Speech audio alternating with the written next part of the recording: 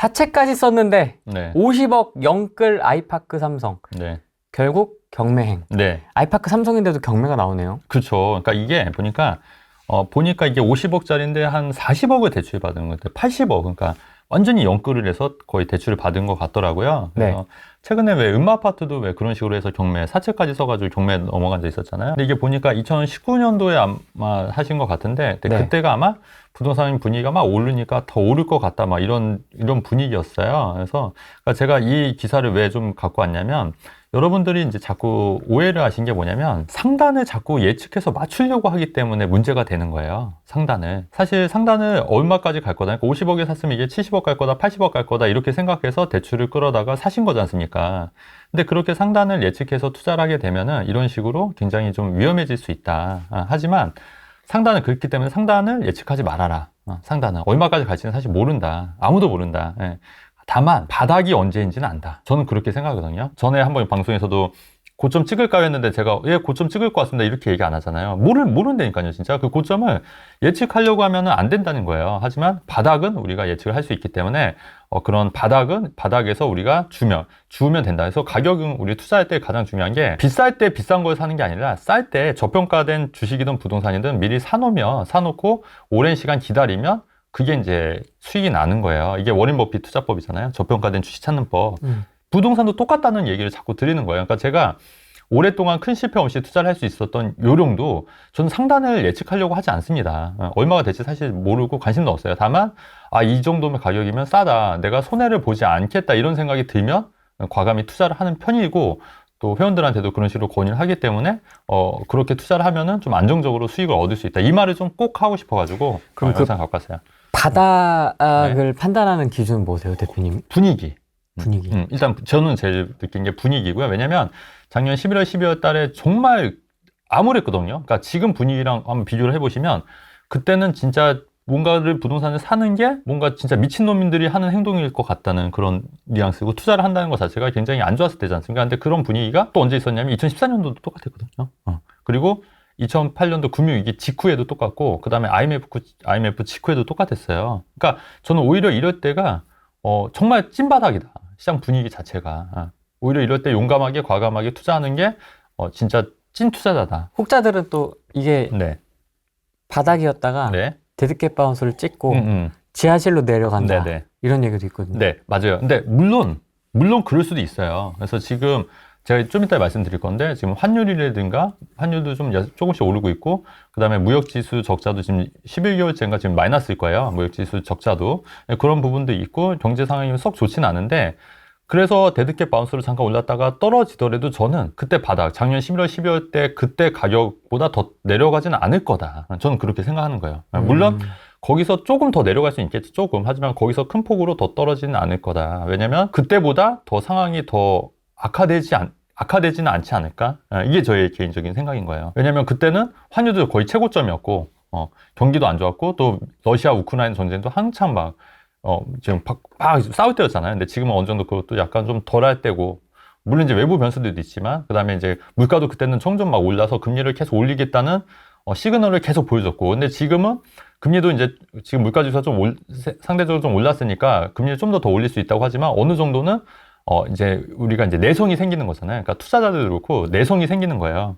그러니까 처음에 딱 이게 첫 방이 좀 많이 힘들지만 자꾸 또 듣다 보면 뭐 이 정도면 내가 또 견딜만 하네. 이렇게 내성이 생기는 거거든요. 왜냐면 인간이라는 게 굉장히 적응을 잘하는 동물이기 때문에 금리가 이렇게 처음에 오르면 되게 겁먹고 그러지만 조금씩 오른다 하더라도 이 정도 뭐 내가 버틸만 하지 이렇게 또 내성이 생기는 거기 때문에 그래서 지금은 그런 내성이 생기는 분위기이기 때문에 여기서 더 떨어지는 않을 거다. 다만 여기서 더 올라갈지 아니면 보합으로 갈지 이거는 저는 확신할 수는 없지만 여기서 최소한 이익대 작년 11월 12월 그 바닥에서 더 떨어지기에는 굉장히 힘들다는 게 제 개인적인 생각이고 어쨌든 더 오를지 떨어질지 모르겠지만 그때 바닥을 잡은 사람들은 지금 봤을 때 위너고 앞으로도 좀 그렇지 않을까. 결론은 내가 잘 잡아줬다. 그렇죠. 맞아요. 맞아요. 지하철 5호선 되게 대표님께서 네네. 강조를 하셨던 부분입니다. 네네. 네, 지하철 5호선 예비 타당성 면제 집중. 예를 들어서 지하철이 만약에 발표가 확정이 되고 그러면 그때 한번 오르죠. 그 다음에 착공이 되면 또 한번 오르고 완공이 되면 또 한번 오르는 게 이제 그게 어떤 이제 어떤 교과서적인 내용이지 않습니까? 근데 사실 그 말이 맞아요. 왜냐면 확정이 되면 그만큼 불확실성이 없어지기 때문에. 근데 그게 이제 조만간 임박했다고 저는 보는 거예요. 그래서 자꾸 제가 말씀을 드리는 거거든요. 그래서 올해 안에 그게 되면, 그러면 5호선이 만약에 연장이 되면 아무래도 기존에는 지하철역이 아닌데 역세권이 생기는 아파트들이 있을 거 아닙니까? 근데 그런 데는 오르는데 마침 김포나 이런 데가 가격이 고점 대비 많이 내렸잖아요. 그 5호선이 발표가 된다 하더라도 고점 대비 만약에 하나도 안 내렸으면 저는 투자 권유를 안 했을 거예요. 근데 지금 가격적인 메리트가 있기 때문에 지금 들어가더라도 우리가 안전 마진을 많이 확보할 수 있다는 얘기예요. 그러니까 예를 들어서 34평에 한참 때는 8억 5천까지 갔었거든요. 근데 지금 5억 5천이에요. 5억 6천. 그런 아파트 단지들은 충분히 메리트가 있다는 거예요. 그리고 분양가도 이게 4억 3천, 4억 5천이었다는 얘기예요. 그러니까 분양가 4억 5천이었는데 2020년 한창 때 8억 5천까지 갔다가 지금 5억 5천으로 떨어진 상태예요. 근데 여기서 만약에 지하철 5호선이 발표가 확정이 된다? 그러면 어떻게 될까요? 5억 5천짜리 아파트들이 충분히 오를 여지가 있다고 보는 거예요. 그렇지 않겠습니까? 그러면 제가 궁금한 게 여쭤볼게요. 만약에 김포에 있는 아파트, 새 아파트 중에 4억 5천, 4억 3천의 분양을 받았는데 8억 5천 갔다가 5억 5천까지 떨어졌어요. 네. 그러면 이 아파트가 더 떨어져야 된다고 생각하는 건가요? 사람들이? 3억 을 떨어지면 사나요? 그럼 분양가 이하잖아요. 근데 생각을 해보세요, 여러분. 원자재 가격이나 이런 땅값이 계속 올랐잖아요. 오르고 원자재. 근데 그러면 그런 아파트를 3억에 공급할 수가 있을까요? 안 되죠. 안 되잖아요. 네. 그러면 적정 가격이 이 선이 맞는 거예요. 이 정도 가격이. 물론 분양가.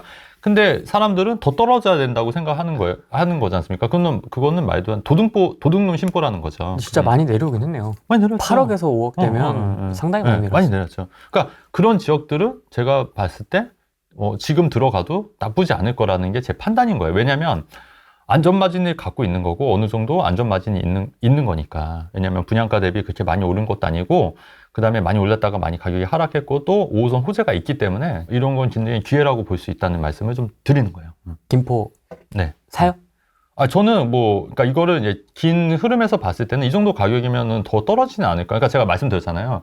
얼마가 오를지는 전 모르겠다는 거예요. 이게 8억 5천이 될지 9억 5천이 될지 10억 5천이 될지 7억 5천이 될지 모르겠지만 어쨌든 바닥은 저는 쳤다고 보는 거예요. 바닥은. 그러니까 이게 제가 그 마곡 13단지를 정말 그 바닥에서 잡을 수 있었던 건 뭐냐면 제가 네. 그렇게 생각을 했던 건 뭐냐면 송파 쪽에 왜 급매물도 있었지 않습니까?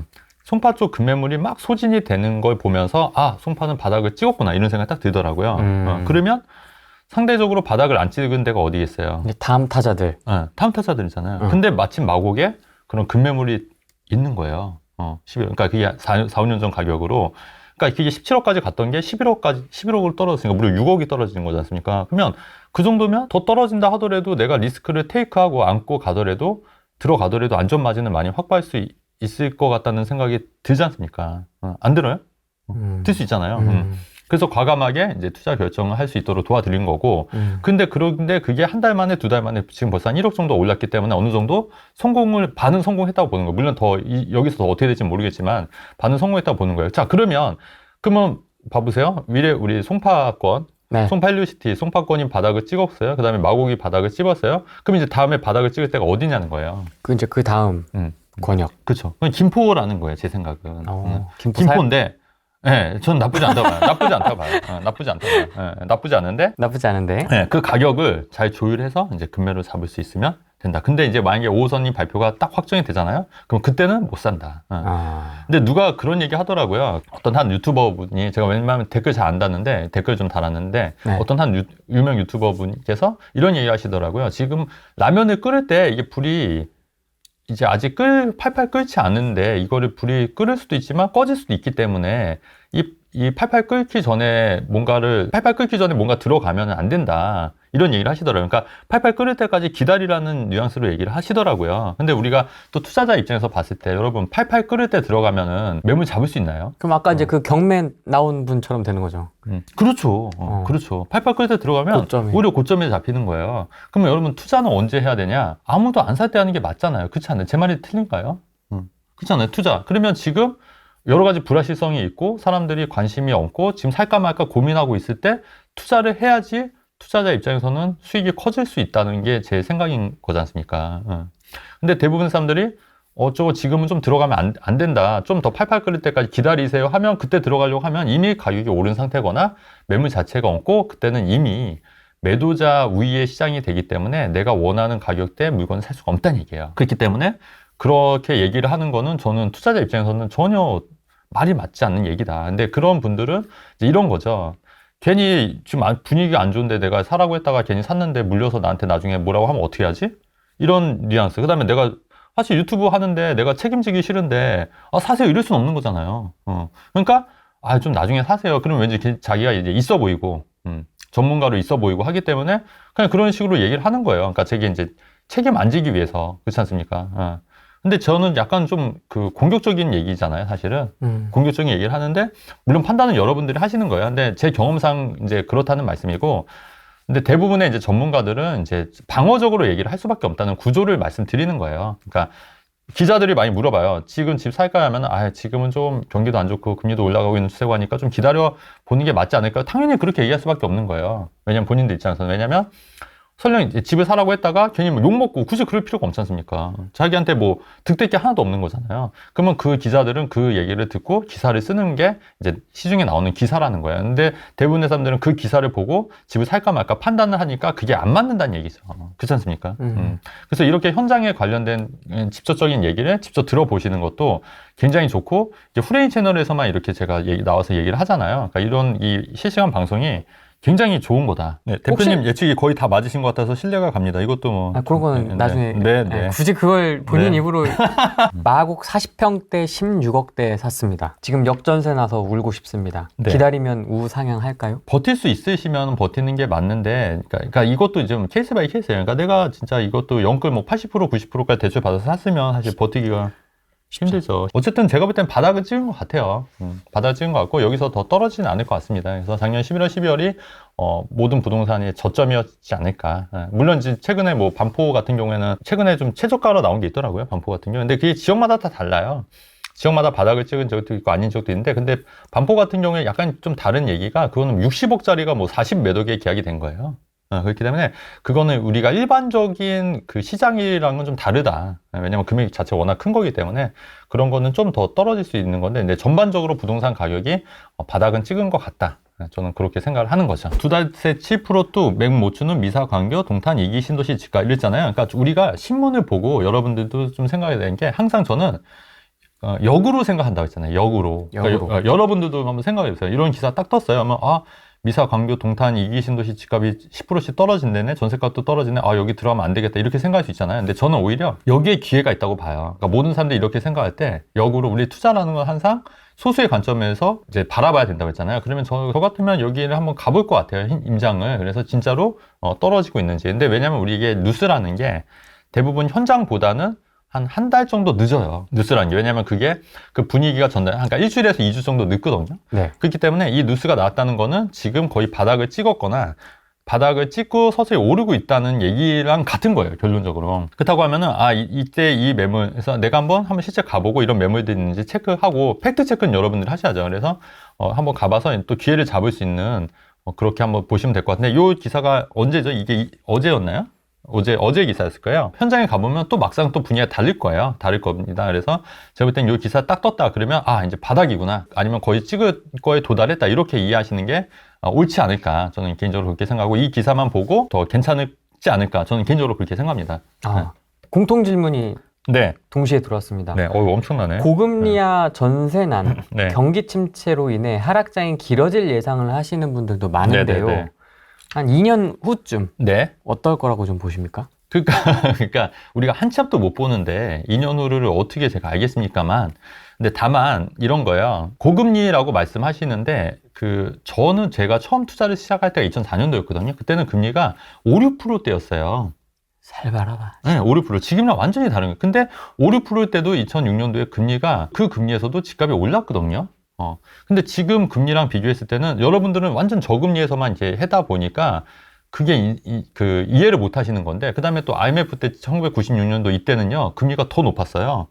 그렇다고 그때 집값이 안 올랐냐? 그건 아니잖아요. 그때 정말 많이 올랐거든요. 그러니까 이게 고금리라 하더라도 이게, 그러니까 근데 다만 최근에 이게 금리 때문에 가격이 떨어진 거는 급작스럽게 완전 바다 저금리였다가 급작스럽게 금리를 올라버리니까 사람들이 이제 겁을 먹고 이제 다 이제 던지고 이런 매물들이 좀 있었던 거잖아요. 근데 이제 그게 어느 정도 고금리가 유지가 된다고 하면 사람들이 아까도 얘기했지만 좀 내성이 생길 거라는 얘기예요. 금리에 대해서. 그럼에도 불구하고 옛날 제가 투자했던 그 2004년도, 2005년도, 2006년도 그때 금리보다도 낮은 수준이기 때문에 여기서 집값이 더 떨어지거나, 그러니까 더 오르지 않는다는 그런 거 보장은 없는 거예요. 금리 때문이라면. 그러니까 그렇다면 그때도 금리에 의해서 집값이 안 올랐어야 되고, 그렇다면 그 고금리 1997년도 IMF 때도 집값이 안 올라야 되는데 올랐지 않습니까? 그러니까 물론 금리가 집값의 어떤 방향을 바라보는 핵심 요소긴 한데 이 금리만으로 모든 걸 판단하면 안 된다. 저도 이 부분에 동감을 하거든요. 그렇다고 금리를 또 아예 무시할 수도 없는 거예요. 근데 또 어떤 전문가들은 금리 아예 무시하는 분들도 계신데 전 그것도 맞지 않다고 보거든요. 그래서 그래서 그런 금리의 여파로 인해서 보합으로 갈 수도 있다. 전 충분히 그런 가능성이 있다고 봐요. 하지만 제가 말씀드리고 싶은 건 뭐냐면 어쨌든 우리 바닥에 샀던 사람들은 여기서 더 떨어지지 않기 때문에 그렇게 큰 손해가 없다는 얘기예요. 큰 손해가. 그러니까 집값이 설령 만약 1주택자라 하더라도 사실 1주택자는 집값이 오르든 떨어지든 크게 상관이 없지 않습니까? 어차피 안 팔면 그만인 건데. 근데 집을 사더라도 내가 2년 후에 팔 거지 않습니까? 그러면 집값이 2년 있다가 안 오르고 2년 이후에 좀 올라주면 양도세 내더라도 팔면 되는 거잖아요. 그러니까 내가 당장 집값이 오르고 내리고를 일희일비 할 필요가 없다는 거죠. 그러니까 여러분들도 투자할 때 너무 이 집값에 주식처럼 일희일비 할 필요가 없고 그냥 싼 거 있으면 잡으시면 된다는 얘기를 하고 싶은 거예요. 싼 거 있으면. 너무 어렵지 않지 않나요? 네. 아, 쉽다. 쉽게 해라. 그럼요. 네. 그 뭐 이렇게 예측하려고 해요. 화나신 거예요? 아니. 사실 너무 좀 재밌어서. 그런 게 조회수가 많이 나와요. 아, 그래요? 희한하게. 대표님 거 또 네. 두 개가 영상이 올라갔는데 네. 하나는 전망이었고 네, 네. 하나는 이제 뭐 투자 이런 네. 이야기였는데 네. 첫 번째 것만 조회수가 나오잖아요. 오를까 떨어질까. 네. 거기에 이제 뭐 댓글이 여러 네. 개 달렸었는데 네. 뭐 악플을 읽어보자면 네. 너나 많이 사라. 나 많이 샀는데. 범강남권, 강동 네. 쪽, 네. 강동 쪽 그 둔주 네네. 입주 물량이 적지 않고 네. 3기 신도시도 토지 보상이 끝난 곳도 있어서 이제 착공이 네네네. 들어가고 어쩌고 하면 네. 사실 중장기 시계열로 보고 나면 입주가 아직도 좀 더 남아있다라고 그렇죠. 네네. 집중적으로 남아있다라고 볼 수 있을 것 같은데 네. 완성과 입주는 원활하게 빠르게 될까요? 3기 신도시에 대한 거. 네네. 그 다음에 그리고 이 3기 신도시에 따른 시장에 미칠 영향을 좀 네네네. 어떻게 보시는지요? 이 두 가지입니다. 네. 저는 그래도 신도시, 3기 신도시는 막 이렇게 마찰이 있어도 진행이 되더라고요. 근데 제가 좀 우려했던 거는 재개발 있지 않습니까? 옛날 한남 뉴타운이라든가 이런데 재개발은 그 세입자들이랑 그런 갈등이 있고 하기 때문에 왜냐면 세입자들이 막 반대하고 막 그러면은 막 무산도 되고 뉴타운이나 이런 거는 굉장히 좀 위험한데 그나마 이런 신도시들은 왜냐면 원래 이제 없던데 논밭이었던 거잖아요. 그냥 택지로 개발을 하는 거기 때문에 원래 여기 세입자들이 사는 게 아니잖아요. 그러니까 토지 보상만 어느 정도 마무리되면은 그래도 원활하게 만들어지더라. 그러니까 재개발과 다른 점은 그래서 3기 신도시든 저는 뭔가 이렇게 마찰이 있을 수 있겠지만 그래도 진행은 될 거라 이렇게 저는 생각을 하는 거고요. 다만 이제 입주할 때 되면은 예전에 그 신도시, 하남 미사나 위례 신도시 입주할 때 집값이 좀 많이 내려간 것도 맞아요. 그렇지만 우리가 1기 신도시 분당이나 이럴 때도 집값이 그때 많이 내려간 게 맞거든요. 그래서 입주할 때 되면은 집값이 어느 정도는 좀 그 가격이 좀 안정적으로, 그러니까 내려간다기보다는 좀 안정적, 일부 지역은 좀 내려갈 수도 있다는 얘기예요. 강동. 그래서 그런 부분도 맞는데, 근데 지금 현재 우리가 그 바닥 작년 우리 11월, 12월 때 샀던 그 금액, 요 지지선은 좀 지켜지지 않을까라는 게 제 생각인 거고, 만약에 내린다 하더라도 여기서 좀 더 올렸다가, 그러니까 그 부분에서 이제 좀 안정적으로 좀 진행이 되지 않을까. 그러니까 그 지지선은 지킬 거라는 게 제 개인적인 생각인 거예요. 물론 좀 떨어질 수 있는데. 그리고 강동구에 입주 물량이 많아지기 때문에, 근데 입주 물량도 여러분들 또 생각해 보냐면 신도시급 입주 물량이 아니고요. 그 일반적으로 이런 재건축, 재개발 입주 물량은 그렇게 생각보다 여파가 일시적이더라고요. 그러니까 예를 들어서 우리 그 옛날에 그 헬리오시티 입주할 때 그때 라이트하우스가 했던 얘기가 기억이 나요. 이런 얘기 해도 되나? 네. 그쪽에 난리 날 거다, 반값 될 거다, 그랬었거든요. 입주 물량 폭탄으로. 근데 그런 사람들도 꽤 있었거든요. 입주 물량 폭탄 때문에 헬리오시티 되면은 거기 난리 날 거다. 근데 실제로 그것 때문에 또 강동구 입주 물량 많을 때 좀 그 하남 미사 집값이 좀 떨어지긴 했었어요. 단기적으로. 그래서 그때 오히려 저는 역으로 하남 미사의 그 떨어졌던 아파트를 제가 추천해서 매수했거든요. 그때. 근데 그것도 일시적이더라. 잠깐 떨어지더니 다시 이제 원상태로 돌아왔고 오히려 좀 많이 올랐었어요. 그러니까 그렇게 봤을 때 그렇게 일시적인 그런 타이밍을 노려서 들어가는 것도 전 나쁘지 않다고 보는 거예요. 마곡지구가 입주할 때 막 입주할 때 있지 않습니까? 그때 미분양 나오고 그랬을 때 가격이 좀 이렇게 좀 약간 안정적이나 떨어졌었어요. 근데 그때 들어가셨던 분들이 오히려 좀 좋은 기회이기 때문에 만약에 그 3기 신도시를 노리거나 만약에 그때 이제 좀 자금을 준비해서 들어가신다고 하면은 그렇게 입주 물량이 좀 많아서 이렇게 반신반의 할 때 그때 들어가시는 것도 전 좋은 방법이라 생각하고, 다만 3기 신도시 같은 경우에는 분양가가 낮은 대신에 또 당첨 확률이 굉장히 낮을 거예요. 물론 뭐 개중에 예전에 뭐 일부 지역에서 뭐 위례 신도시처럼 일부 미분양이 난 단지들도 있겠지만, 그렇기 때문에 그때 이제 경기 상황에 따라 달라지겠지만, 그래서 3기 신도시 만약에 그 낮은 분양가로 만약에 입주하시고 싶으신 분들은 한번 그런 것도 미리미리 좀 준비해서, 그러니까 지금 당장 투자를 못 하신 분들은 한 좀 더 준비해서 뭐 2, 3년 이렇게 준비해서 들어가는 전략도 전 나쁘지 않다고 봅니다. 근데 어쨌든 그게 생각보다 그렇게 크지는 않더라고요. 입주 물량이. 재개발. 그래서 둔촌주공도 입주해도 단기적으로는 좀 가격이 좀 낮아질 수 있는데 그것도 일시적일 거다. 그리고 제가 또 하나 말씀드릴게요. 그 둔촌주공 거의 완판 분위기지 않아요? 지금? 완판 분위기예요, 지금. 요즘 분위기는 어떻습니까? 완판. 현장에 계시니까. 네. 그러니까 거의 완판 분위기예요. 완판이 완판. 근데 뭐 거기 뭐 미분양 날 거다, 뭐 줍줍 할 거다 아니지 않습니까? 아니에요, 여러분. 생각보다. 틀렸네요. 틀렸어요. 그래서 근데 햄버거 사드려야 되겠네 이제. 그걸 밥 사주시면 돼요. 밥 사. 근데 아직 이제 그거 우리 저는 이제 100대를 예상하거든요. 그거 경쟁력. 그거 다 그건 왜냐면 전국에서 다 할 수 있기 때문에. 그래서 저는 100대를 이상을 하는 거. 그다음에 이제 59, 84 그것도 다 거의 다 완판이고요. 이제 소형이 있지 않습니까? 그 정도. 그래서 원룸. 그래서 어떤 분들이 저한테 물어봤어요. 저 기다렸다가 둔촌주공 할까 하는데 그거 제가 볼 때는 확률적으로 낮을 것 같은데 제가 말씀드렸거든요. 그러지 마시고 지금 금매물 잡아라고. 그래서 그분 중에 한 분이 마곡 사신 거예요. 선택적으로 어떤 선택을 하냐. 그러니까 그때 만약에 둔촌주공 기다렸으면 지붕 뚫고 올라간 다 쳐다보는 격인 거잖아요. 지붕 뚫고 할 기회 갑자기 생각이 나네. 갑자기 뜬금없이. 어쨌든 농담이에요, 농담. 어쨌든 자, 그렇기 때문에 근데 그렇게 마곡을 잡으셨기 때문에 어떻게 보면은 굉장히 잘한 거죠. 그 선택이. 그러니까 그거는 제가 조언을 드린 거예요. 근데 어떤 분들은 나 둔촌주공 기다렸다 할래요 이렇게 하셨다가 지금까지 만약에 안 하신 분들은 놓칠 수도 있었던 거죠. 그래서 가격이 모르겠어요. 여기서 뭐 더 오를 수도 있고 떨어질 수도 있는데 저는 어느 정도 바닥은 찍었다. 그래서 여기서 더 추가로 더 급격한 하락은 없지 않을까. 그렇다고 하면은 이 정도 선에서 내가 좀 리스크를 테이크하고 안고 사는 것도 저는 나쁘지 않다고 보는 견해입니다. 그래서 일부 지역은 또 급매물들이 있기 때문에 그런 지역은 또 사는 것도 나쁘지 않다고 보는 견해예요. 그럼에도 불구하고. 이제는 대표님 방송만 봐야겠다고. 네. 그래서 실제로 제 방송만 보셔도 어느 정도 흐름은 이해할 수 있고요. 또 여러 개 방송 보시면 오히려 더 헷갈릴 수가 있어요. 그래서 이제 또 왜냐면 또 이 사람 얘기하면 또 그 사람 말 맞는 것 같거든요. 또 이 사람 말 들으면 또 그 사람 맞는 것 같고. 그래서 그런 것도 괜찮을 것 같고, 저희 회원분들은 그래서 제 방송만 보시는 분들도 굉장히 많아요. 제가 5년 동안 한 120, 30명 정도의 전문가분들 의견을 들었잖아요. 엄청 헷갈려요. 헷갈리죠. 그러니까 오히려 맞아요. 너무 이게 스펙트럼이 다양해서 맞아요. 엄청 헷갈리더라고요. 이게 뭐지? 이게 맞는 것 같고 저기가 맞는 것 같고 이러다가 여기까지 왔는데 맞아요. 서점에 부동산 책이 많이 있는데 그중에 인구 부동산 투자에 조심하라는 내용이 있는데요. 인구 줄어드는 거. 대표님은 어떻게 생각하시는지. 저는 인구가 줄어든다 해도 수도권 집중 현상이 심해지고 세대수가 늘어가고 평균 수명이 증가하니까 수도권은 별 영향이 없을 거라고 생각하는데 대표님 의견이 궁금합니다. 저 똑같아요. 똑같아요. 그러니까 그거 좀 부연 설명드리면 이런 거죠.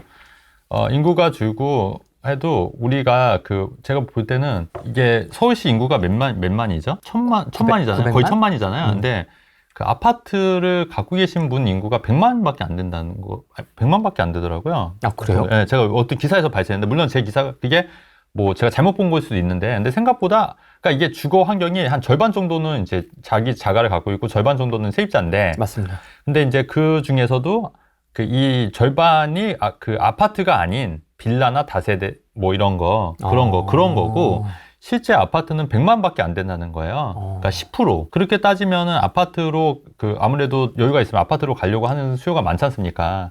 그럼 아직까지도 이제 아파트로 가려는 수요는 저는 더 있다고 보는 거고, 그다음에 아까 말씀 잘하셨는데 세대 분리. 저도 자식이 있지만 2명이 있는데 자식들 집 살 거를 조금씩 걱정이 되더라고요. 저도 이제. 그러니까 어떻게 해주지? 다는 못 도와주지만 그러면 저도 애들 또 살 때까지는 살아 있을 거니까 그렇게 되면 어쨌든 저희는 또 집이 또 필요할 수 있겠다. 서울이나 강남에 집이 필요할 수 있겠다. 또 이런 생각도 드는 거잖아요. 그렇게 되고, 그 다음에 그 외국인들도 많이 들어오고 있잖아요. 외국인들도. 그리고 외국인들 들어오고 있기 때문에 인구가 우리나라 인구는 줄 수 있지만 출산율 때문에 인구가 줄 수가 있지만 또 외국인들이 또 들어오고 또 사실 서울 수도권이라는 게 GTS라든가 이런 교통망의 혁신이 이루어지면 거의 서울이에요. 서울 수도권도. 지금 보시면 여러분 그 천안이요. SRT 타고 가면 30분밖에 안 걸려요. 천안역까지. 천안 아산역. 평택이 18분 걸려요. 18분 수서역에서. 그러면 만약에 평택에서 수서역에서 출퇴근이 가능하잖아요. 강남이니까. 그러니까 이게 그러면 뭐 서울과 다른 게 뭐가 있나요?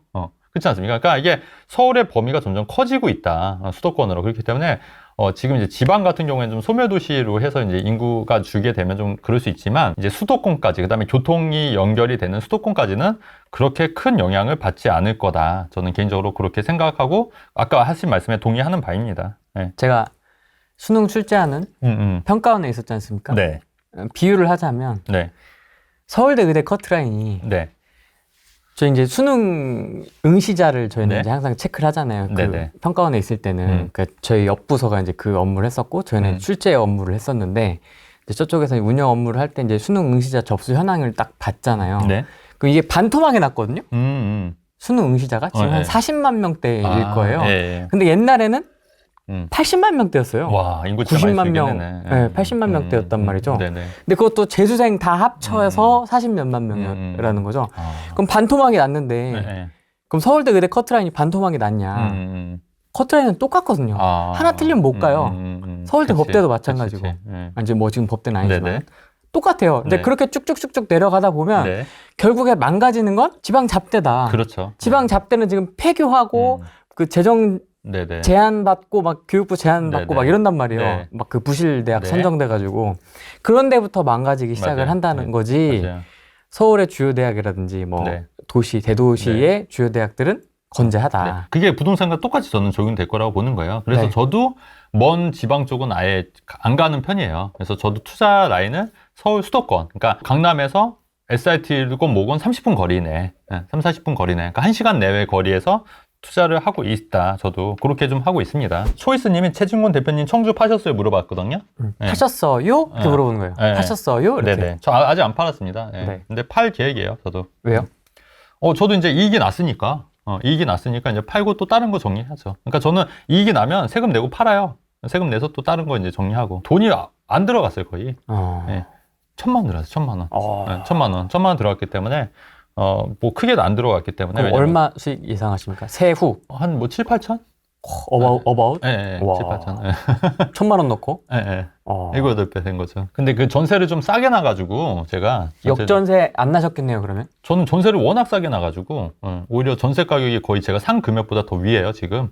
근데 전세를 제가 어마어마하게 싸게 놨거든요. 1억 4,500에 샀는데 전세를 1억 3,500에 맞췄어요. 그러면 1,000만 원 투자한 거지 않습니까? 근데 지금 전세 시세가 지금 2억이에요. 매매가는 한 2억 4, 5천이고. 그러니까. 그럼 뭐 전세가 1억 5, 6천까지만 내려와도 뭐 전혀 상관이 없네요. 네, 그렇죠. 근데 지금 전세세가 거의 1억 9천 2억이기 때문에. 네. 그래서 근데 이분이 세입자분이 이게 저도 이제 좀 아쉬운 게 원래 2년 있다 바로 팔려고 했는데 이 임대차 보호법이 있으니까 세입자가 그 2년을 더 산다고 계약갱신 신청을 하신 거예요. 원하시는 거예요. 그러니까 어쩔 수 없이 이제 세입자를 내보내고 집을 해야 되는데 또 제가 뭐 그럴 수가 없잖아요. 그러니까 2년 갱신을 하다 보니까 세입자가 껴있으니까 전세가 1억 3,500에서 5%니까 한 1억 4,100 정도 된 거잖아요. 그 정도만 받고 하기 때문에 전세가가 낮으니까 이제 거래가 될 수가 없는 거죠. 그래서 2년 더 기다렸는데 그게 이제 내년 5월쯤 만기예요. 그러면 이제 그분을 내보내고, 왜냐면 이제 계약갱신이 끝났으니까 내보내고 이제 팔 수가 있는 거죠. 청주 언제 들어가셨나요? 그때 한번 하셨어요, 얘기. 네, 얘기했잖아요. 그때 왜 한창 그 방사능 가속기 발표 맞아요. 직후에 들어갔다고. 근데 이제 그 들어갔던 이유가 시세가 바닥이었기 때문에. 그러니까 제가 지금 아까 5호선 얘기한 게 똑같은 맥락이에요, 여러분. 그러니까 발표가 나면 오르는 구덩이요. 근데 이게 딱 올랐을 때, 근데 발표가 딱 났는데 딱 가봤는데, 근데 제가 그 한 번은 수원에 그 신분당선에 수원역 그 연장이 있었어요. 그거. 근데 그 발표가 나고 한번 가봤는데 거기는 이미 많이 올랐더라고요. 근데 그런 데는 들어가면 된다, 안 된다? 안 된다. 안 된다는 거예요, 여러분. 근데 지금은 들어가도 되는 시점이다. 왜냐면 가격 자체가 이미 좀 이렇게 바닥을 깔고 있기 때문에 들어가도 안전마진을 충분히 가져갈 수 있다는 게 제 판단인 거죠. 김포다. 오늘의 결론은 김포다. 발표 나면, 발표 나면 어쨌든 그렇다는 거죠. 우리 선진입, 네. 선진입 이런 거 좋아하니까. 농담입니다. 또 막 무지성으로 사시고 네네. 이러시면 안 됩니다. 네네네. 예, 유튜버라 엔터테이너적인 요소로 또 얘기하신 거지 또 막 가서 또 후레이가 또 뭐 했다 이러면 안 돼요. 안 돼. 예, 안 돼. 무지성으로 하시면 안 됩니다. 네네. 대표님께서 바닥이다, 네네네. 이제 바닥을 찍었다, 네. 이런 쪽으로 말씀을 하시니까 네. 이제 저는 이제 무게중심 좀 또 맞춰야 되지 그쵸? 않겠습니까? 예. 저까지 막 이러면 또 안 되죠. 부항부항하는 예, 거니까. 맞습니다. 예. 그래서 이제 반대 기사를 좀 찾아봤는데 네. 집값 바닥 음. 이게 사라지기 직전이다. 아직 네. 반등이 아닌 5가지 이유라고 해서 네. 요렇게 이제 네. 데이터를 뽑았네요, 중앙에서. 네. 네. 그래서 집값이 바닥이다. 네. 그래서 이제 이렇게 차이가 좀 난다. 22년 4분기하고 23년 1, 2월 최고가하고 비교했을 때는 네. 바닥에 찍은 것 같다라고 얘기를 하는 것 같고요. 네. 걔 여기 있다, 여기도. 네네네. 대표님 예. 집 맞아요. 여기 있네요. 네. 네, 바닥 찍은 것 같다. 근데 더 떨어질 것 같다 하는 데는 또 이렇게 11억? 이게 뭐야 이거 11억? 그러니까 이게 서초구 반포동의 반포주공 1단지가 66억이었는데 54억 5천에 계약이 됐기 때문에 마이너스 11억이라는 얘기고요. 뭐야 이거? 예, 마포구 공덕동의 14억 7,500짜리가 이제 12억 정도로 됐기 때문에 이것도 최근에 이제 거래됐기 때문에 2억 7,500이고 타워팰리스도 34억 5천인데 33억이 됐기 때문에 아직 바닥을 지금 찍고 있다. 근데 제가 말씀드렸듯이 일부 지역은 바닥을 찍고 오른 지역도 있지만 일부 지역은 거래가 없다가 이제 지금 이제 최저가로 이제 거래가 되는 거예요. 그렇기 때문에 그게 뭐 바닥이 아니다 뭐 이렇게 얘기하는 건 아닌 것 같고, 그리고 아까 얘기했듯이 64억짜리는 아무나 살 수 있는 게 아니에요, 사실은. 그래서 이거는 경기가 좋을 때도 이 정도 거래가 될 수도 있다고 봐요, 저는. 이런 거 갖고 바닥이 아직 아니다 이렇게 얘기하기는 좀 어렵다는 게 제 생각인 거고요. 이건 재건축 아닙니까? 네, 반포주공 일단 재건축이에요. 이건 조금 열에 좀 재건축은 이게 크니까. 열애고. 예. 그리고 나머지도 지금 레미안 공덕동 4차가 14억 7,500까지 갔는데 10억 정도 됐다고 거래가 됐다고 하면은 그 정도 선에서 거래되는 게 정상 가격인 거예요. 우리가 그러니까 지금 마곡이랑 비교했을 때 마곡도 지금 11억이지 않습니까? 근데 이게 그 거의 한 요 정도 차이가 났던 건데 지금 11억이 마곡이 거래가 되니까 레미안 공덕도 12억이 거래가 되는 거예요. 마포도. 그래서 이것도 저는 정상 가격이라고 보는 거죠. 근데 그 전에 거래가 없었기 때문에 이게 그 최고점 대비 떨어졌기 때문에 이건 더 떨어진 거다 이렇게 말할 수 있는 건 아니죠. 애당초 그 거래가 없었던 거니까. 예. 그리고 타워팰리스도 34억 5천에서 33억. 근데 이것도 예전에 거래됐던 게, 그러니까 34억 5천에 거래됐고 거래가 안 되다가 33억에 거래가 됐기 때문에 이게 더 떨어졌다 이렇게 볼 수가 없는 거죠. 이거는 그렇지 않나요, 이게? 그러니까 그냥 정상 가격으로 이 정도 가격으로 떨어질 수 있는 거죠. 그 정도. 근데 이게 뭐 그렇기 때문에 더 떨어지고 있다 이렇게 표현하는 건 아니지 않냐. 예. 저는 그렇게 보는 거예요. 그다음에 미분양은요? 미분양도 미분양 추이는 네, 그래서 저는 좀 정책적으로 좀 보완이 돼야 될 것 같은데 지방은 더 힘들 것 같아요. 왜냐하면 제가 말씀드렸듯이 경기도에 우리 조정 지역을 서울까지 다 풀었잖아요. 강남 3구랑 용산 빼고. 그러면 여러분들 같으면은 똑같은 조건이면 어디 사시겠냐는 거예요. 서울 수도권 가격은 다 똑같이 내려왔다는 얘기예요. 그래서 저는 지방 쪽은 많이 힘들고 아마 이거 미분양 주택도 거의 지방이에요, 지금. 서울 수도권보다는. 아, 그러네. 구분이 안 돼 있네요. 네네.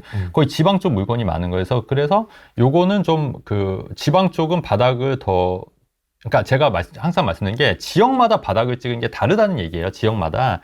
그래서 지방 쪽은 아직 바닥을 안 찍은 지역도 있을 수 있다는 얘기거든요. 미분양 때문이라도. 그렇기 때문에 근데 이거는 정책적으로 좀 보완을 해서 어느 정도 밸런스를 좀 맞춰야 된다고 저는 보는 방향인 거예요. 그래서 왜냐면 지방 이쪽이 그 건설 경기가 무너지면 경제도 많이 악영향을 미치기 때문에 저는 조만간 이 지방 미분양 주택을 살리기 위해서 어떤 정책적이나 이런 정책들이 좀 나올 거라고 보여져요. 그렇기 때문에 그런 게 좀 어느 정도 반등의 시그널이 되지 않을까 이렇게 되는 거죠. 네. 거래량 보십시오. 네. 거래량, 아파트 거래. 근데 제가 진짜 좀 궁금한 게 이 기자분한테 좀 묻고 싶은 게 이런 게 있더라고요. 거래량이 권일 부동산 인포 리서치 팀장은 올해 상반기 전후로 아파트 거래량이 지난해 70% 수준이 돼야 바닥이라고 할 수 있다라고 말씀하셨는데 이 근거가 뭐죠? 그러니까 70%요? 네, 70%의 근거가 뭐죠? 그러니까 올해 상반기 전후로 아파트 거래량이 지난해 70%가 돼야지 왜 그때가 바닥이라고 말할 수 있는 거죠? 저는 그게 궁금한 거예요. 어떻게 생각하세요? 그러니까 왜 70으로 잡아놨는지에 대한 거는 잘린 것 같은데 왜 그런지 모르겠네요. 그러니까 그거는 뭐 그냥 통상 이례적으로 그렇다는 거지 않습니까? 근데 그게 항상 제가 말씀드리고 싶은 게 뭐냐면 과거의 경험치가 꼭 미래의 어떤 시장을 예측하는데 그게 꼭 도움이 되냐는 거예요. 그러니까 제가 데이터나 이런 걸 안 본다는 이유도 아니 과거에는 이랬는데 미래는 또 달라질 수도 있는 거잖아요.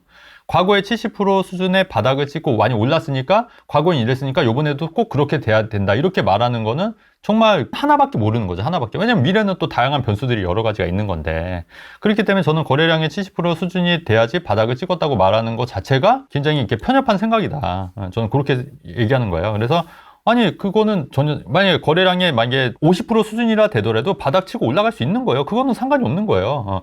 인과관계가 크지 않다. 그렇게 보는 거죠. 같은 맥락인데 제가 그때 지난번 방송에서 말씀드렸듯이 전세 가격이 떨어지면 매매가 같이 따라 내려가는 게 통상적인 얘기가 맞잖아요. 하지만 이번에는 좀 다를 것 같다는 게 제 생각인 거예요. 그러니까 전세가가 떨어지더라도 매매가는 지키거나 바닥을 찍고 좀 반등할 수도 있다. 저는 그렇게 보는 거예요. 그러니까 꼭 전세가가 매매가가 똑같이 움직여야 된다는 그런 법칙이 있냐는 얘기예요. 그런 법이 헌법에 나와 있잖아요. 있어요? 근데 대부분의 강사들은 그러니까 이게 제가 볼 때 경험이 오래되지 않은 강사들이 좀 문제인 것 같아요. 그러니까 경험이 오래되지 않은 강사들은 딱 뭐 어떤 법칙을 만들어요, 본인이. 전세가 떨어지면 매매가 떨어집니다. 전세가 오르면 매매가 올라갑니다. 이런 법칙을 만들어서 그걸 수강생들한테 강의하고 주입시키니까 수강생들이 헷갈리는 거예요. 전세가 떨어지면 매매가 떨어질 텐데, 물론 그 말이 맞지만 꼭 그게 반드시는 아니지 않습니까? 예외적인 상황도 충분히 있을 수 있고 지금은 예외적인 상황이 있을 수도 있다는 게 제 판단인 거죠. 그래서 요 지표도 그렇게 큰 의미를 부여하실 필요는 없다는 게 제 생각인 거예요. 건물 있으신가요? 요즘 수익률 엉망이라던데요. 근데 저는 건물은 없고요. 맞아요. 오피스텔에서 임대 수익률 받고 있는데 왜 건물 안 사세요? 생각보다 그러니까 그때 말씀드린 그것도 좀 말씀드릴게요. 제가 그 92평 땅이 있었어요. 그 현금으로 갖고 있는 게 있었거든요. 그래서 사실은 거기에다 이제 건물을 지으려고 저도 좀 알아봤는데 생각보다 수익이 많을 것 같지가 않고 또 이게 상가주택이다 보니까 또 주택으로 또 되는 거예요. 그러니까 그렇게 되면 이제 종부세라든가 뭐 이런 부분도 있을 거 있고 또 세금적인 측면에서도 예전에 뭐 이렇게 비과세 혜택도 있고 그랬거든요. 이게 상가주택이라고 하더라도 상가 임대료에 대해서도 비과세 받을 수 있었고 근데 그런 것도 많이 없어지고 근데 무엇보다도 건물을 막상 지으려니까 네. 그 시공업자를 못 믿겠더라고요, 사실. 그러니까 또 우후죽순이고 또 건물을 짓다가 또 굉장히 고생하고 실패한 사례도 많고 그래서 결국 그 땅을 팔았어요, 저는. 그 땅을 팔고 차라리 그 돈으로 그냥 그 월세 받는 오피스텔을 쫙 사자. 그렇게 해서 지금 오피스텔이 5채 있어서 월세를 지금 받고 있거든요. 그래서 월세, 오늘도 하나 이제 임대차 계약 하나, 오늘 그거 계약을 체결했거든요. 새로 해서 갱신해서. 그래도 꽤 이제 월세를 좀 받고 있는 거죠. 그렇게. 그 좀 더 깔끔한 것 같기도 하고요. 깔끔하죠. 왜냐면 오피스텔은 내가 따로 관리할 게 없어요. 왜냐면 신축 오피스텔 같은 경우에는 다 관리소가 따로 관리단이 있기 때문에 내가 뭐 굳이 할 필요는 없고 사실 내일 그 계약 쓰자고 저한테 연락이 왔는데, 우리 무슨 사장님한테 얘기한 게, 우리 사장님 그냥 내일 그 화상으로 계약 하시죠. 그래서 저 내일 안 가려고요. 그냥. 안 가고 그냥 세입자 임차인도 동의해서 그냥 계약서만 받기로 했거든요. 그러니까, 왜냐면 거기가 동탄이어가지고 멀지는 않는데, 강남에서 멀지는 않는데, 그것마저도 귀찮더라고요, 이제. 그래서 그냥 안 가고, 글쎄 하고 하려고. 그 다음에 이제 세입자 이번에 나가는데도, 제가 이제 못 가고 이제 부동산 사장님이 다 알아서 이제 챙겨주시고, 저는 뭐 수수료만 드리면 되는 거니까, 그렇게 지금 하고 있고, 오피스에서 월세 받는 게 훨씬 깔끔해요, 여러분. 생각보다. 건물주에 대한 로망들이 우리 한국인들은 좀 있죠, 아무래도. 있지 않습니까? 근데 제가 가만 보니까 건물주들도요, 대출 막 이렇게 땡겨서 하신 분들은 그냥 빚 좋은 개살구예요. 건물을 샀거든요? 풀 레버리지로. 네. 80%. 지금 어떤 줄 아세요? 되죠. 엄청 힘들죠, 그러니까. 지금 월세 받은 거에다가 네. 자기 돈을 보태서 네. 주고 있어요. 그쵸. 은행에다가. 그쵸. 그러니까 까먹고 있는 거예요. 그쵸. 자기 돈을 까먹고 그쵸. 있는 거예요. 그쵸. 그러니까 저는 그 실속인 것 같아요, 실속. 저는 사업도 실속적으로 하고요. 투자도 실속적으로 하고요. 그 다음에 실속이 더 중요하다고 생각하거든요. 허세보다는? 허세는 중요한 게 아닌 것 같아요. 우리가 본질적으로 봤을 때. 그렇기 때문에 그런 게 꼭 중요한가. 그래서 저는 그냥 안정적으로 월세 받고 있고, 나중에 정말 기회가 되면 대출 크게 없이 건물 강남에 하나 사고 싶다는 생각 있어요. 대출 크게 없이. 대출 크게 없이 사면 되죠, 뭐, 그때. 그렇게 생각합니다. 근데 대출 막 너무 땡겨서 하는 것도 좀 바람직하지 않을 것 같고, 최근에 B가 건물 산데 그게 너무 비싸게 산 것 같다고 좀 뉴스 기사가 나오더라고요. B랑 김태희 씨가 산 게.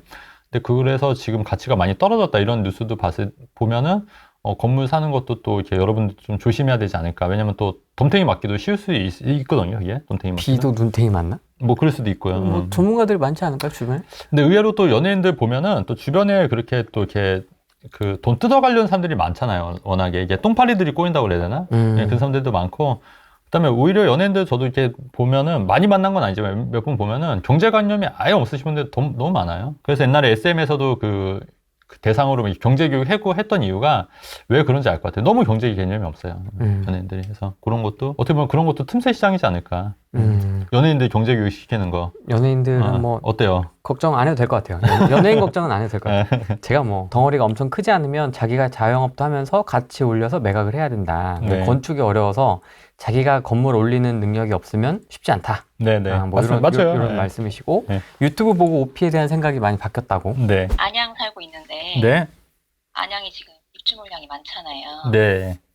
근데 지금 갈아타기를 하는 게 괜찮은지 아니면 좀 더 기다려야 되는지. 그러니까 그것도 이제 그 상황에 따라서 좀 네. 달라질 수 있을 것 같은데 지금 살고 계시는 게 몇 평이시죠? 17평이에요. 아, 그리고 그 대출은 없으세요? 대출 조금 있어요. 그러니까 몇 프로나 있으신 거예요? 한 20% 정도? 아, 그러면 그렇게 대출 많은 건 아니시니까 지금 이 시점에서 갈아타는 것도 괜찮지 않을까요? 근데 이제 입주 물량 때문에 가격이 더 떨어질까 봐 못 갈아탄다는 말씀이신 거예요? 네네, 그렇죠. 아, 아니요. 근데 그 타이밍, 그러니까 제가 볼 때는 그 타이밍 잡기가 굉장히 어렵다는 거예요. 그래서 근데 지금 17평이면 갈아탄다고 하면 몇 평으로 가실 생각이세요? 25평이세요? 34평이세요? 25평. 그러니까 25평이잖아요. 근데 그 타이밍을 잡기가 굉장히 어렵기 때문에 제가 볼 때는 그리고 그게 어쨌든 지금 집이 팔려야 되는 거잖아요. 맞아요. 네. 그러면은 팔고 바로 사는 게 맞지. 그거 팔아놨다가 내가 더 떨어질 때 사지 이렇게 기다리다가 그 타이밍 놓쳐서 오히려 더 높은 가격에 사는 경우도 있거든요. 네네. 그래서 그런 거는 저는 바람직하지 않고 일단은 근데 먼저 사는 거는 저는 말씀드리지 않고 일단 먼저 파세요. 먼저 파시고 이게 팔리면 바로 갈아타는 걸로 시점을 잡아서 근데 지금 갈아타는 시점으로 저는 나쁘지 않다고 보는 견해거든요. 전국적으로. 예. 네네. 그래서 너무 무리하게 대출 받지 않는다고 하면은 갈아타는 것도 저는 괜찮다고 봅니다. 네. 무리하게 대출 안 받는다는 게 어느 정도 선인 거예요? 글쎄요, 저는 그 한 40% 정도면 대출이면 가능하실 것 같은데 지금 현재 20% 내시려면서요. 네네. 근데 20% 더 대출 더 받으시면은 그러니까 LTV 40% 정도는 적당하다고 보는 거예요. 그러니까 예를 들어서 5억이면 한 3억 정도 내 돈, 2억 정도면 대출 정도, 예, 요 정도 LTV 한 40% 정도면 굉장히 양호한 수준이죠. 네네. 감사합니다. 지금 살려고 하는 아파트가 얼마 정도 보고 계신 거예요? 6억대 초반이에요. 그러면 6억대 초반이면 60%면 한 3억 6천까지, 그러니까 한 2억 4천 정도는 대출 받으셔도 되지 않겠어요? 그 정도 자금이면? 예. 네. 지금 갖고 계신 순자산은 얼마신데요? 3억 정도. 3억 정도? 그럼 절반이 냈다. 네네. 그러니까 그러면 그렇게 되면 이 절반이잖아요. 그러면 소득을 보셔야 돼요. 소득이 한 두 분 합쳐서 얼마 이상 되세요? 600 정도요. 600 정도. 그럼 조금 간당간당하긴 하다. 예. 네네. 근데 600 정도면 소득 좀 애매하긴 한데 그래도 이거는 반반인 것 같아요. 예.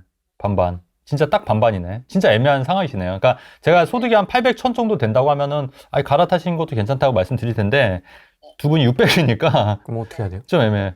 이거는 이제 살려고 하는 집이 어떤 거냐에 따라 또 달라져요. 살려고 하는 집이 어떤 거냐에 따라서 컨디션에 따라서. 그러니까 이게 단기적으로 조금 그래도 받아치고 오를 여지가 있냐. 네네. 예, 아니면 이거는 좀 안 오를, 이게 어떤 집을 사실 거냐에 따라 달라질 것 같아요. 찜해놓은 게 있지 않으실까요? 예. 네.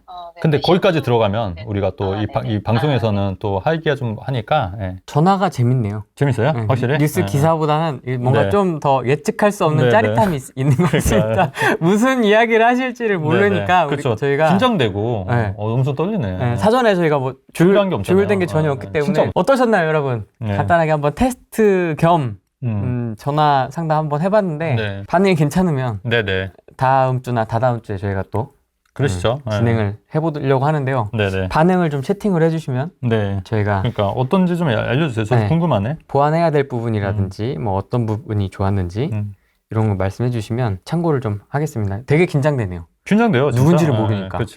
그리고 아까 첫 번째 전화하신 분은 아마도 그런 거 이제 좀 얘기하고 싶은 게 굉장히 많으셨던 것 같아요. 그러니까 그분은 네. 전화가 아니고 그냥 오셔야 돼요, 여기. 오셔서 본인 얘기하실 수 있게끔 그러니까. 연락 주십시오. 네, 저한테 메일 이메일 주시면 돼요. 이메일 주시면은 저희가 한번 어떤 선생님의 인생 이야기도 좀 한번 들어보고. 근데 사실은 그런 분들이 찐고수가 많아요. 그렇죠. 네, 엄청 진짜로. 많죠.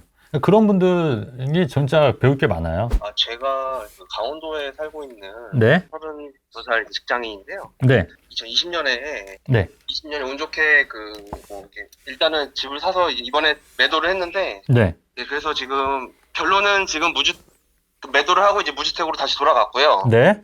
예, 그래서 이제 조금 불려서 이제 현재 지금 1억 7천 정도 현금으로 있고 월세로 왔어요. 네네네. 요거를 이제 어떻게 할까, 불릴까 하다가 네. 그 고민이거든요. 그래서 뭐 지금 제가 할 수 있는 게 특례 보금자리론 해서 네. 뭐 DTI 70%, 60% 된다고 해서 계산해 보니까 5억 다 나오더라고요. 네. 최저가로 이게 제가 가능한 범위에서 알아보고 있는데 혹시 제가 방향이 괜찮은 방향인지. 근데 제가 궁금한 게 그러면 이제 5억을 대출 받아서 얼마짜리 사실 계획이세요? 지금 6억에서 6억 5천 사이요. 그러면 대출을 5억이면 그 4% 잡아도 이자만 2천만 원이잖아요. 예예예예. 그 1년에 그러면 2천만 원이면 한 달에 한 160만 원 정도 될 거예요. 예예예. 근데 이제 이게 이자만 낸 게 아니라 나중에 원리금 같이 갚으면 320만 원 정도를 내셔야 되거든요. 예예예. 그 원리금 같이. 근데 지금 소득이 어떻게 되세요? 일단은 5,800인데요. 네. 그 체증식으로 해서 네. 체증식으로 해서 40년 하면은 4.2% 되더라고요. 네네네.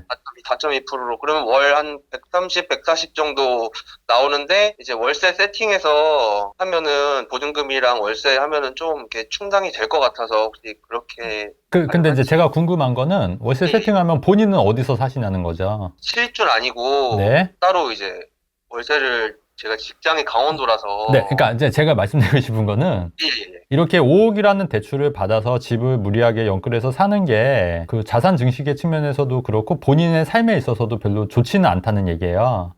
그러니까 네. 40년 동안 계속 그냥 빚만 갚게 되는 거예요. 그리고 뭔가 좋은 기회가 오더라도 여윳돈이 없으니까 빚만 갚다 보니까 투자를 못 하시는 거거든요. 그래서 만약에 이렇게 해서 저한테 상담을 오시면 저는 그 집을 사라고 안 할 것 같아요. 그러니까 왜냐면 5억이라는 대출을 받는다는 게 그 소득 대비해서 너무 많다. 그래서 빚을 갚는데 굉장히 오랜 시간이 걸릴 거란 얘기거든요. 그럼 평생 빚만 갚다가 그냥 끝나는 거예요. 그렇게 하기보다는 제가 볼 때는 그 갖고 있는 1억 7천의 자산이 있다고 말씀하셨잖아요. 그러면 그거를 몇 개로 좀 쪼개서, 그러니까 그래서 몇 개를 쪼개서 그렇게 제가 항상 말씀드린 게 씨앗을 뿌리는 개념으로 몇 개를 쪼개서 한두 채, 두세 채 이렇게 사는 개념으로 가고 대출을 가격 좀 적게 받아서 또 이렇게 그게 좀 자산이 커지면은 좀 또 팔고 갈아타는 전략으로 하신 게 낫지. 그렇게 그 대출 나온다 해서 5억을 땡겨서 뭔가를 크게 하나 사는 거는 맞지 않다는 게 제 생각인 거예요. 말씀 감사합니다. 그러면 지방이나 이런 쪽으로도 눈을 돌려서 그렇게 말씀하신 대로 방법을. 그렇죠. 그게 더 낫다는 말씀이니까 제 영상들 보시면은 맥락이 다 좀 비슷한 그런 맥락이거든요, 사실은.